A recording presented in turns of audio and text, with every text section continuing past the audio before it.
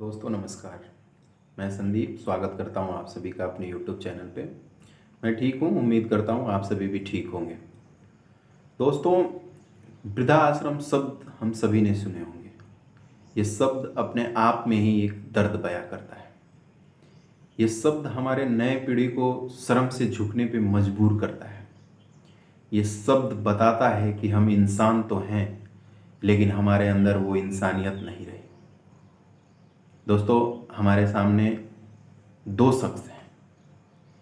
एक वो जो इस वृद्धा आश्रम को चला रहा है, उसका संचालन कर रहा है, जो तमाम उन बूढ़े लोगों का देखभाल कर रहा है, उसके चरणों को चूमने की मन करता है। और दूसरा शख्स वो जो अपने बूढ़े माँ बाप को उस आश्रम में छोड़ आया है, उसको भी चूमने का मन करता है, लेकिन जूतों के साथ। दोस्तों, मेरा शब्द गलत हो सकता है, लेकिन शायद ये शब्द भी उस शर्मसार इंसान के लिए कम पड़े। दोस्तों, माँ बाप वह वृक्ष हैं जिस वृक्ष के हम फल हैं, और हम उसी वृक्ष को काट रहे हैं, उसी वृक्ष को मिटा रहे हैं जिस वृक्ष से हम फल रूपी पैदा हुए हैं। दोस्तों, मुझे एक कहानी याद आता है। किसी गांव में एक मिडिल क्लास कपल रहते थे। उनका कोई बच्चा नहीं था। बहुत सारा इलाज, बहुत सारे मन्नतों के बाद भी उन्हें कोई बच्चा नहीं हुआ। गांव में लोग तरह तरह की बातें करते थे, तरह तरह के ताना देते थे, लेकिन सब कुछ वो झेलते थे। भगवान के घर में देर था, अंधेर नहीं था। कुछ वक्त गुजरने के बाद उन्हें एक बेटा हुआ। बहुत खुशियाँ आई, सब खुश थे। गांव में मिठाइयाँ बट रही थी, ढोल नगाड़े बज रहे थे, बहुत खुशी था।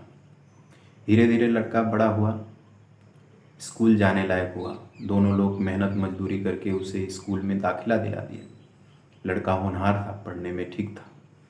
किसी तरह स्कूल की पढ़ाई ख़त्म करने के बाद उसे अब कॉलेज जाना था।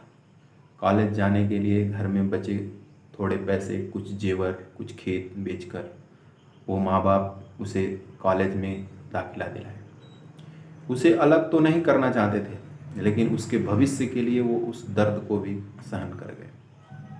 लड़का धीरे धीरे पढ़ लिख के नौकरी पा गया, ऑफिसर बन गया। गांव आया तो माँ बाप ने अपनी इच्छा जाहिर की कि बेटा अब तुम्हें शादी कर लेना चाहिए। तो बेटे ने जवाब दिया कि पापा, शहर में मुझे एक लड़की पसंद आई है, मैं शादी उससे ही करूँगा। दोनों बूढ़े माँ बाप एक दूसरे की तरफ देखे और अंदर ही अंदर अपने बेटे की खुशी के लिए ये भी मान गए। शादी हो गया। बच्चे ने बोला कि पापा, हमारी नौकरी भी शहर में है और लड़की भी शहर की है, तो हमें कुछ वक्त लगेगा अपना घर लेने में। जैसे ही हम अपना घर ले लेंगे, हम सब साथ रहेंगे। माँ बाप खुशी खुशी इस बात को भी सहन कर गए और गांव में किसी तरह अपना गुजारा करने लगे, इस उम्मीद में कि किसी दिन हमारा बेटा आएगा और हमको लेके जाएगा। कुछ दिन गुजरने के बाद बेटा ने घर लिया अपना, गांव आया, माँ बाप को लेके गया शहर। वहाँ माँ बाप वो आज़ादी महसूस नहीं करते थे। एक घर में रहना, उस शहर के चकाचौंध में कहीं बाहर नहीं जा पाना। बेटा अपने नौकरी पे चला जाता था, बहू अपने आप में व्यस्त रहती थी। माँ बाप बहुत अकेला सा महसूस करते थे। फिर भी अपने बेटे की खुशी के लिए उसे कुछ ना बोले बिना सब कुछ सह रहे थे।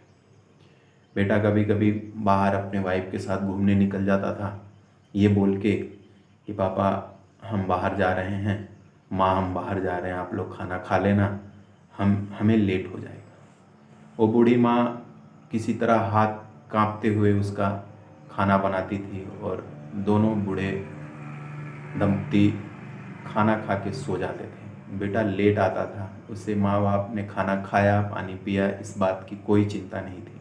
मौज मस्ती करके आने के बाद बेटा सो जाता था। ऐसा चलता रहा।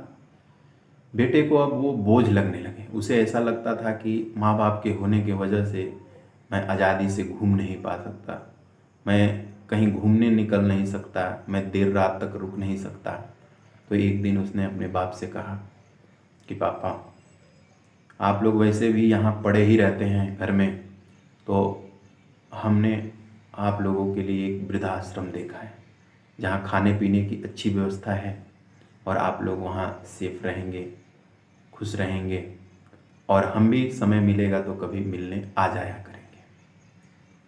ये बात सुनते उस बूढ़े माँ बाप के पैरों के नीचे से ज़मीन खिसक गया। जो माँ बाप अपनी पूरी ज़िंदगी उस बेटे को बनाने में लगा दिए, उसकी खुशी के लिए अपनी सारी खुशियों को त्याग दिए, आज बेटा वो ऐसी बातें कर रहा था। वो बूढ़े माँ बाप खुशी खुशी वहाँ से चले गए। ये कहानी एक लोगों का नहीं, एक माँ बाप का नहीं, न जाने कितने लाखों माँ बाप की है जो आजकल इस दुनिया में हो रहा है। हमें उस बेटे पे शर्म आती है जो अपने माँ बाप के साथ ऐसा कर रहा है, क्योंकि जो माँ बाप अपनी सारी खुशियों को त्याग के, सारे सपनों से समझौता करके एक बेटे की ज़िंदगी बनाते हैं, वो बेटा इस तरह की हरकतें करे तो दिल से बहुत दर्द होता होगा। एक बात उसे हमेशा याद रखना चाहिए, वो दुनिया में चाहे कितनी भी ऊंचाइयों पर चले जाए, अपने माँ बाप का दिल दुखा के उस ऊंचाइयों पे वो ज़्यादा दिन तक टिक नहीं सकता।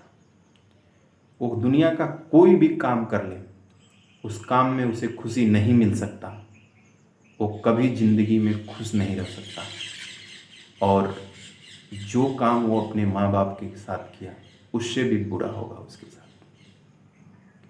दोस्तों, उम्मीद करता हूँ कि आपको हमारी बातें अच्छी लगी होंगी। फिर मिलेंगे अगले दिन अलग टॉपिक के साथ। तब तक के लिए दीजिए इजाज़त। धन्यवाद।